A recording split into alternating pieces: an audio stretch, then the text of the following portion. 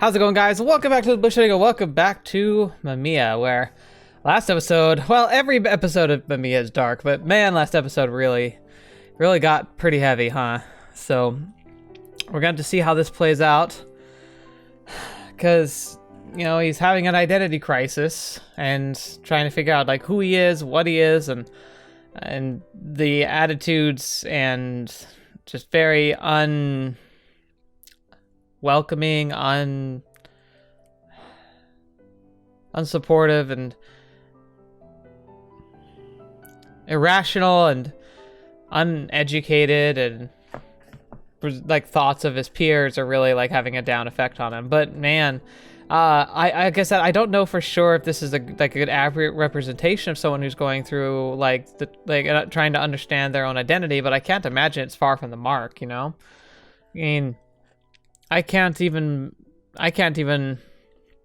believe how hard it is to come out now. Imagine how it had been maybe 10 years ago or something. Oh my gosh. But yeah, so we're gonna see how this goes. I've gotten a decent feel for these stories. I think we might be seeing an end to this story this time, like this episode. I'm not sure, but we'll have to just see. But it feels like we've had the pretty heavy hammer blow, and so we're just kind of waiting to see like how it all plays out, and specifically how Mamiya is going to end up interfering. Yeah, because that's always how it ends. So let's do this, and then we can start moving into the second phase of the story, which is, you know, that ending I almost accidentally got. But hopefully you guys are enjoying yourselves. Hope you have a great rest of your day. Let's just jump into it, I guess, shall we? The roof had yet to dry up after yesterday's heavy rainfall. I felt my cardigan absorb the moisture as I leaned against the fence. I couldn't reveal it to anyone. I didn't want to reveal any more of myself to the other people. I'd only end up getting hurt. I'm cold. So cold. My lips were trembling and had grown purple from the cold, but that didn't stop me from touching them to the metal railing. My brain could no longer process anything in this cold. I can't take this anymore. My shoulders felt heavy. The air was torturously cold. And yet I couldn't muster the strength to move away. I ended up coming all the way here without even realizing it. To this place I supposedly abhorred. The sound of the river felt almost deafening to my ears. It was no doubt the result of yesterday's rain. The river had carried all sorts of dirt and mud along with it. Even the water level had risen. I lived in a town where this river flowed. Minato? Mamiya stood on top of the bridge, waiting for me. All of a sudden, he extended a gloved hand. It was tiny and delicate, even smaller than mine. I gave him a troubled look, but neither of us spoke. As usual, the gas mask prevented me from discerning his expression. I hesitated. The river continued to flow. A humid breeze drifted between us. Nonetheless, I stepped forward and took his hand. And as I did, he pulled me into his embrace, upsetting my balance. Mamiya, what are you...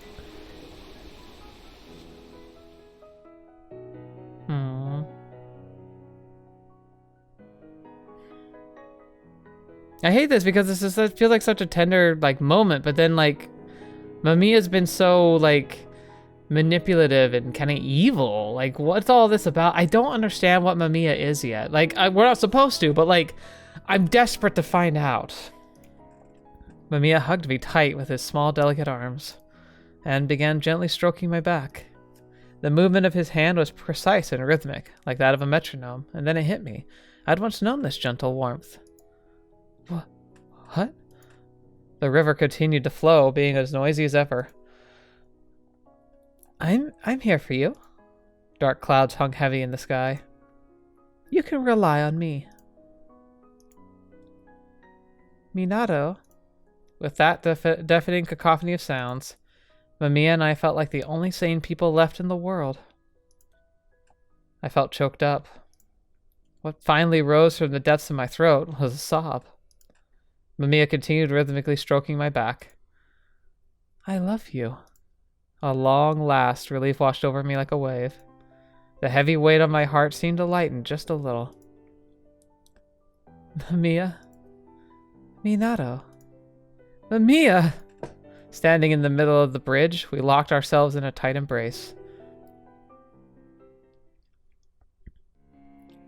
Hey, it's Midori! Aw, you're going home already? Midori turned away from the 5 o'clock children's program and gave me a brief look. On TV, a group of cheerful cartoon characters were singing a song. The memory of watching something similar during my childhood filled me with an odd sense of relief. I'm sorry, Midori. You should at least stay for dinner. I do appreciate the sentiment, and it's definitely hard to say no to your cooking, but I actually have something planned, so... I see. See you later, Minato! Aw, she's so cute! You can come over whenever you feel like it. Thanks, Ryo. And Midori, too. He looks so happy. Yeah, a smile suits him way better anyway. It makes me happy when he's happy. Me too, Midori. I'm back, Mamiya. Welcome home, Minato. Give me just a moment. I'll fix something up for dinner right away. You literally just stepped through the door. At least take time to catch your breath. No way! I want you to try my cooking as soon as possible. So, how is it, Mamiya? Your geology's still the best. I'm glad to hear that. Once we'd had dinner, I went to wash the dishes. Do you need any help, Minato? No need, thanks. Feel free to just relax on the couch, Mamiya. There's no point in doing that without you. You really are something else, you know that? Minato? Deep down, I think I've always known that no matter how hard I try, I'll never be like the others. I thought that I was handling it pretty well, but things went wrong soon enough. I still feel like I really bond with Minato. I don't have like the wrestle with like the identity problem. Like that's not that that's a problem, but like it's something I've never faced. But I also think I agree. I think I used to try really hard to feel like I could fit in with other people, that I could be relatable to them and feel like camaraderie. And like I have friends, of course, but I think I gave up on that a while ago. The idea that like I'm just gonna be normal in any way. I just embraced what I love, and I'm a lot happier doing it. Heck, this channel is a good example of the fact that I embrace something like this. Like, I publicly post about visual novels. A lot of people who like visual novels probably don't feel comfortable talking about it because of the stigma and the fact that there are lots of visual novels that are H games, and that tends to be what people focus on. I think anime used to have the same problem too, actually. Being an anime fan kind of was hard, because even if you weren't into like the, you know, the more ecchi stuff, like that's that's kind of the persona, that's the impression people usually had, was just like, no, you get attracted to cartoon characters. It's like, it's complicated, man. Like, it's not like as straightforward as you're trying to make it sound. Like, it's hard to explain to people sometimes, but I'm happy being comfortable in my own shoes. And like, I'm glad, I'm still working on it, obviously, but like, I'm more and more proud of who I am. And being able to start working on me and my health and my self-image, but for the reasons of just wanting to be better, be healthier, like that's a big part of it. I don't know, it's good. Focus on you. It's important to do. We got along so well. On some level, I thought they might have accepted me if I had confessed everything. I really did. But I suppose it was naive of me to think that. In their minds, I was now someone they'd rather not even try to understand. Minato. You see, I just like pretty things.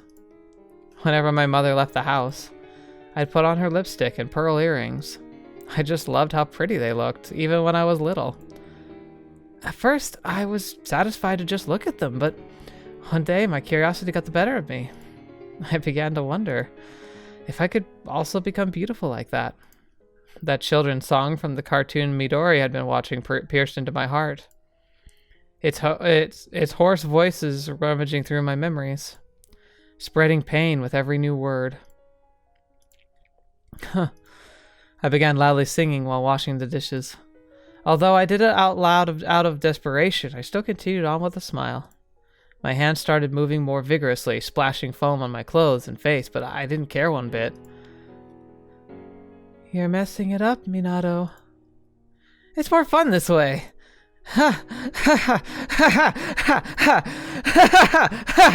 He's going crazy.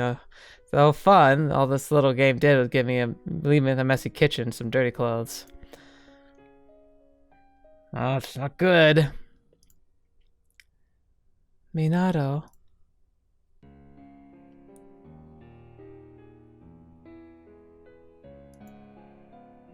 What is it, Mamiya? The two of us stood alone in the kitchen, with only a few floating soap bubbles disturbing its stillness. I think you're plenty beautiful the way you are. So, just be yourself.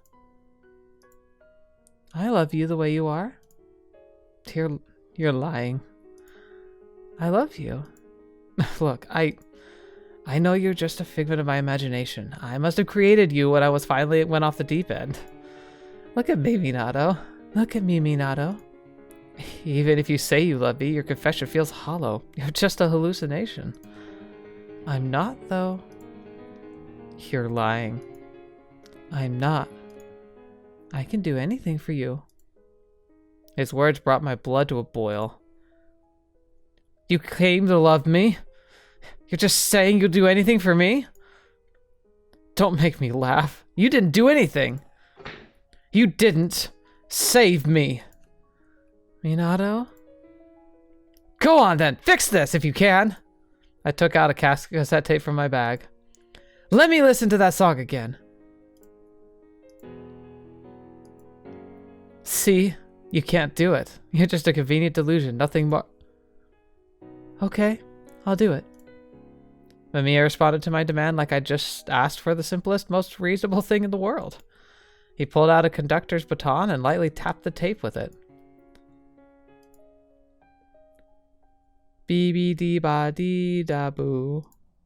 Huh? It should work now. No way. That can't have been that easy. I did tell you it was a special magic spell. I can do anything for those you love. That can't be true. Test it. See if I'm right or not. I inhaled a deep breath and set the cassette tape into the player, resting on the floor. Is it covered in water now? Still somewhat hesitant, I gently slid a pair of earphones into my ear and pushed the play button. Huh?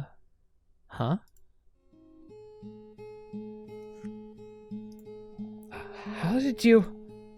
It works! Mamiya, it works! The gentle hum of a song poured forth from the cassette player. A song I'd recorded with a person I used to love. Being musically talented, he just made it up on the spot. The low voice of a young man and intermingled with a boy's high soprano. Tears began rolling down my cheeks. I've wanted to listen to this for so long. As the harsh winter sky hung above and dry leaves danced in the wind, I stood on the couch and sang along with that familiar cassette player. It was certainly a little embarrassing, even more so because I wasn't exactly the best singer around, but still. Never be shy. Maybe not shining on like singing in public per se, but never stop belting it out when you're by yourself. It was one of the fondest memories of my life. I was happy. The boy's voice coming from the earphones actually sounded a lot better than I had remembered. I too joined the song. I sang the whole thing through. Even after all these years, the lyrics had remained fresh in my mind. He was responsible for the chorus in the middle. That gentle, low voice I'd imagined time and again in my mind. I loved how it turned slightly higher pitched whenever he sang. Just from the music alone, I could tell our eyes had met. This was the single most important thing in my life. Something I would treasure till the day I died. Thank you, Mamiya. Thank you so much. I told you I'd have your back. that I'd always be on your side. After that, I ended up replaying the song more times than I could count. Calm down. Calm down. Beebe da bee da beeba beebe da ba bee do bo. Beebe da ba bee da boo. Beebe da da bee da boo. As soon as it ended, I rewound the tape and played it again from the beginning. That magical cassette tape held my undivided attention. I was completely enraptured. I knew that if I stopped paying attention to it, I wouldn't be able to hold it together. I kept my earphones on when I walked into the classroom. It made me indifferent to everyone's looks. I could focus on the music and nothing else. Mamiya was protecting me. The cassette tape felt oddly warm to the touch. Hey, hey! Take those dang things out!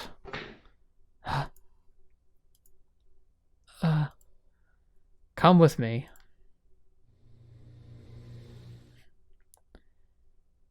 You can have this.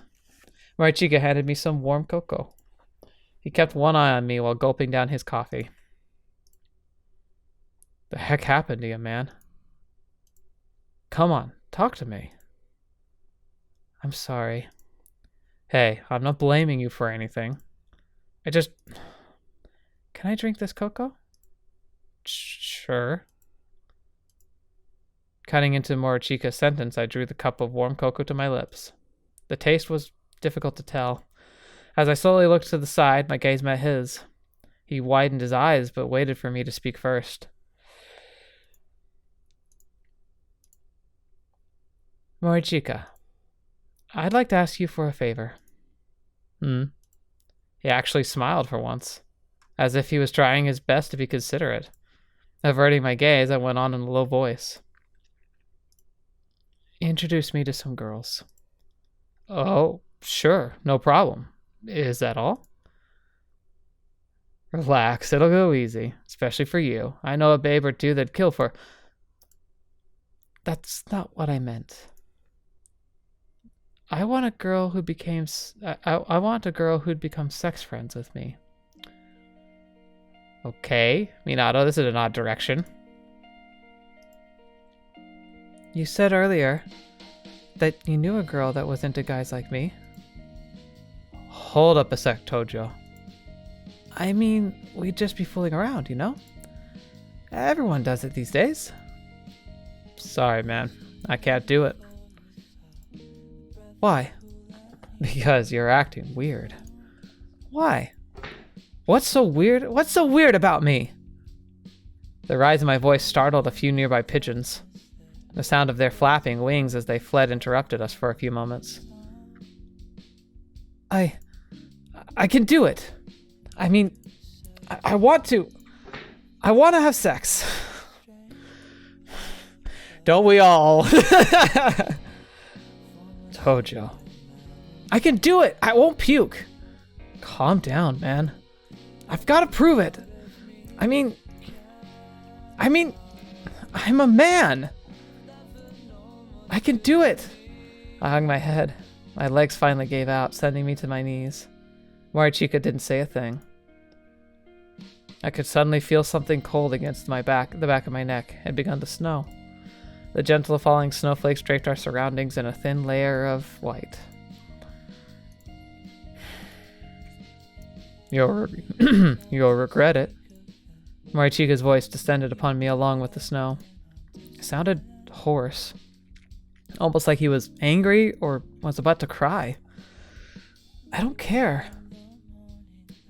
I need this. The falling snow enveloped me. What was I trying to prove here? And to whom? What on earth was I fighting against? My entire body was a mess. I could barely recognize myself. It made me wish that everything had ended on that snowy day. Things would have been easier that way. Huh.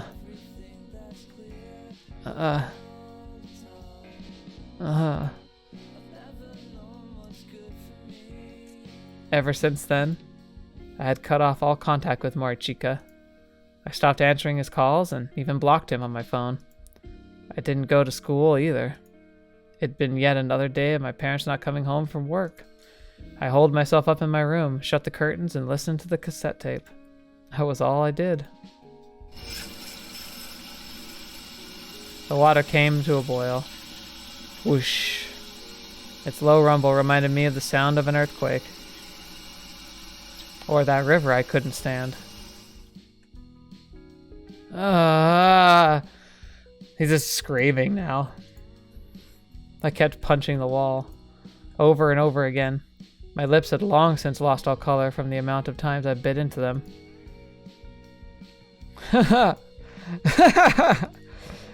He's fully cracked. The hardness of the floor, what lay in the depths of the antlion's nest, the smell of dead fish, a place where my heart could feel at peace. I felt sleepy. Nothing had changed. I could no longer remember what my mom smelled like or how tall my dad was. Hey, I did it. I finally did it. This should be enough, right? Hey, come on. Listen to me, jeez. I kept repeating it. I muttered it to myself almost like in a state of delirium, as if nothing had happened. I knew I would fall apart otherwise, and I would no longer be able to maintain this delicate balance. I couldn't protect that simple, mundane love. I couldn't protect myself. Mamiya, tell me, what would you do if the world came to an end tomorrow?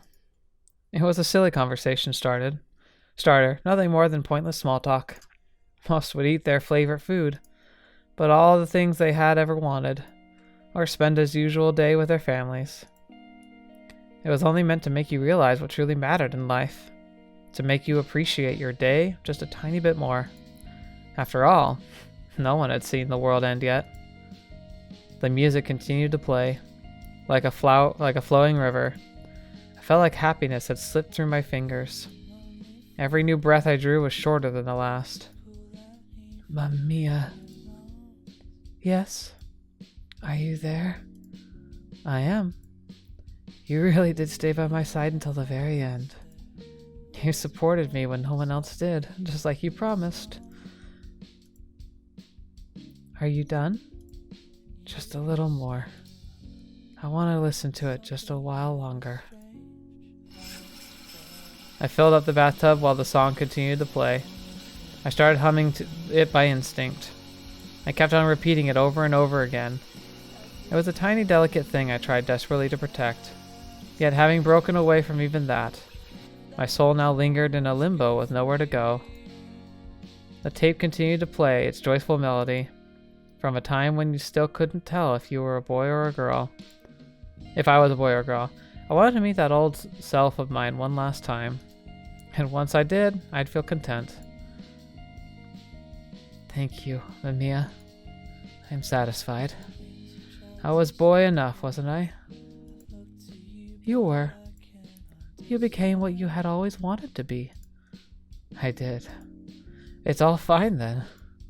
Let us go now. Let us go now, Minato. To the infinite Chilicosm where Mamiya awaits. And so, with no one around to pay me even the slightest bit of attention, the river continued to flow uninterrupted, like it had done every day.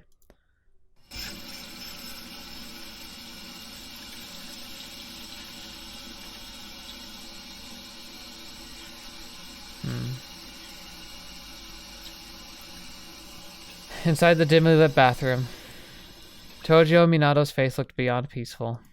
Yet in sharp contrast with his expression, the blood gushing from his wrists painted the water a menacing hue of crimson. I picked up the cassette tape by the bathtub and put it on the earphones. After rewinding the tape until it clicked, I finally pressed the play button.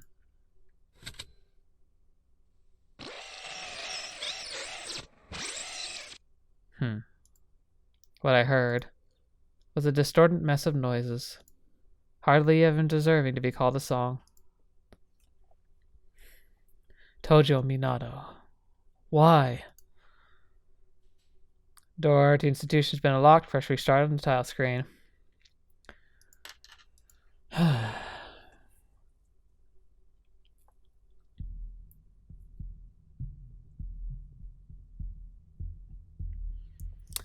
Again, it's another shorter episode, but I think we're going to have to stop it here. Because the next part, we're going to jump right into where I kind of previously went. Kind of journeying into truly the unknown now. So, what'd you guys think of that one? I hated that. I hate all of them, but that one sucked. The other endings, I think, kind of felt a bit more deserved, you know? Like, they kind of felt in line with, like, what had come before, in a way. He literally just kind of snapped and went crazy. Well, they all went crazy, but he went like super crazy, and not like, not something that's considered typically an inevitability. But man, that sucked. God, what on earth is this Mamiya thing? Like, I gotta know. Like, I have to know. It's driving me crazy. But that's what we're gonna have to jump into next time, I suppose. Hey, thank you guys so much for being here today. Thank you so much for being a part of the channel. I know that, again, it's a shorter episode, but I think if we try and start the next part, we'd only get a little bit in, and all we'd get was just more questions, and it would make the next episode start a little more awkward. I also... God, this game's heavy. I kind of need a break every once in a while, so I'm going to go ahead and take it off for today, but I thank you guys so much for joining me. I appreciate it. Patrons, by the time this comes out, hopefully my patron cast should be coming out by then, or if not, it's coming out this weekend. So if you're a supporter of the channel, or ever were a supporter of the channel, even for one time, you get access to the patron cast. Hopefully you guys will check it out. It'll be talking about various topics, about behind the scenes, maybe stuff that's going on in life, and also just kind of sharing, you know, what you're like, what your support has been leading towards. In fact, I have a special reveal for those who are going to be on the patron cast. It's going to be a piece of art and an announcement of what the next Wednesday series is going to be after Ethereal Enigma is done. So anyone who's on the patron cast or patrons of the channel, please go check it out. You'll see a brief announcement. I'd love to hear your thoughts on that, and also what your thoughts are on future stuff to watch on the channel, or questions you might have. But most importantly, thank you guys so much for being here today. Thank you so much for joining me on the channel. As always, it's a pleasure having you around. I appreciate every single one of you for watching, and you know, if you do the things you like and you comment, I'd love to read your comments. I'll respond to each one of them.